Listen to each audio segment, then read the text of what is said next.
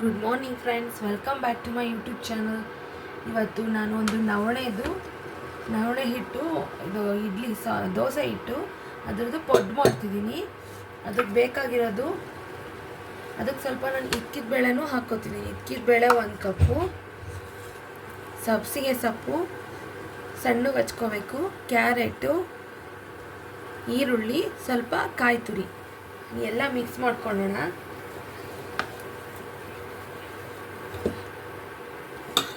ಸಿರಿಧಾನ್ಯದಲ್ಲೂ ಸಹ ಬೇಕಾದಷ್ಟು ವೆರೈಟಿ ಮಾಡ್ಕೋಬೋದು. ನವಣೆಯಲ್ಲಿ ಮಾಡೋವಂಥ ಪಡ್ಡು ತುಂಬಾ ರುಚಿಯಾಗಿರುತ್ತೆ. ನಾನೆಲ್ಲ ಸ್ವಲ್ಪ ಜಾಸ್ತಿನೇ ಹಾಕ್ಕೋತಿದ್ದೀನಿ ಈರುಳ್ಳಿ ಎಲ್ಲ. ಇದಕ್ಕೆ ಚಟ್ನಿನೂ ಬೇಕಾಗಲ್ಲ, ಅಷ್ಟು ಚೆನ್ನಾಗಿರುತ್ತೆ ಹಾಗೆ ತಿನ್ನೋದಕ್ಕೆ. ನೆಕ್ಸ್ಟು ಅವರೆಬೇಳೆ,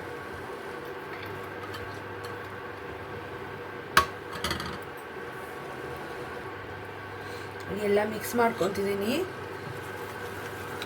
ಇವತ್ತು ಹೆಲ್ತಿ ಡ್ರಿಂಕ್ಗೆ ಶುಂಠಿ ಮತ್ತು ಹಳದಿ ಎರಡರದ್ದು ಬಾಯ್ಲ್ ಮಾಡಿಕೊಂಡು ಆ ನೀರನ್ನ ಸೋಸ್ಕೊಂಡು ಜೇನುತುಪ್ಪ ಹಾಕ್ಕೊಂಡು ಕುಡಿಬೇಕು. ಇವತ್ತು ಹೆಲ್ತಿ ಡ್ರಿಂಕ್ಗೆ ಅದು ಮಾಡ್ತಿದ್ದೀನಿ, ಹಳದಿ ಜಿಂಜರ್ ಡ್ರಿಂಕು. ಇದು ಪಡ್ಡು ಹಿಟ್ಟಿಗೆ ಎಲ್ಲ ಮಿಕ್ಸ್ ಮಾಡ್ಕೊಂಡಿದ್ದೀನಿ. ನೋಡಿ ಎಷ್ಟು ಚೆನ್ನಾಗಿದೆ. ಪಡ್ಡು ಅಷ್ಟೇ, ನವಣೆದು ತುಂಬ ರುಚಿಯಾಗಿ ಚೆನ್ನಾಗಿ ಗರಿ ಗರಿಯಾಗಿ ಸಹ ಬರುತ್ತೆ. ಇದಕ್ಕೆ ನೆಂಚ್ಕೊಳ್ಳೋದಕ್ಕೆ ನಾನು ಕಾಯಿ ಚಟ್ನಿ ಮಾಡ್ಕೊತಿದ್ದೀನಿ.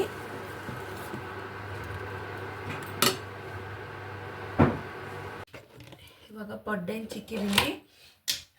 ಸ್ವಲ್ಪ ಎಣ್ಣೆ ಜಾಸ್ತಿನೇ ಹಾಕ್ಕೋಬೇಕು ಇದು ಪಡ್ಡುಗೆ.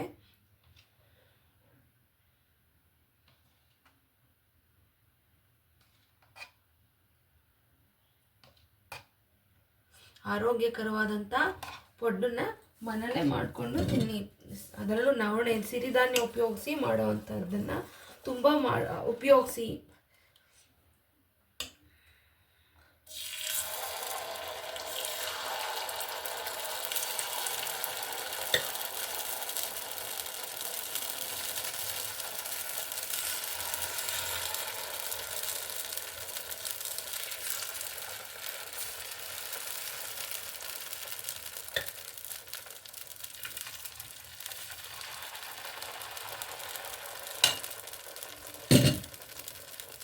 ಬಿಟ್ಟಿದ್ದೀನಿ. 1-2 ನಿಮಿಷ ಲಿಡ್ ಕ್ಲೋಸ್ ಮಾಡ್ತೀನಿ.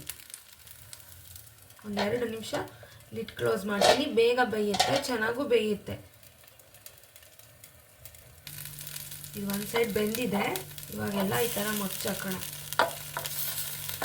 ನವಣೆ ಪಡ್ಡು ಅಂತೂ ತುಂಬ ಚೆನ್ನಾಗಿ ಬರುತ್ತೆ. ಮಾಮೂಲಿ ಅಕ್ಕಿ ಪಡ್ಡುದನ್ನ ಚೆನ್ನಾಗಿರುತ್ತೆ, ರುಚಿ ಸಹ. ಇದು ತುಪ್ಪ ಇದ್ದರೆ ಸಾಕು, ಹಾಗೆ ತಿನ್ಬೋದು. ಬೇಕಂದರೆ ಕಾಯಿ ಚಟ್ನಿ ಮಾಡ್ಕೊಳ್ಳಿ.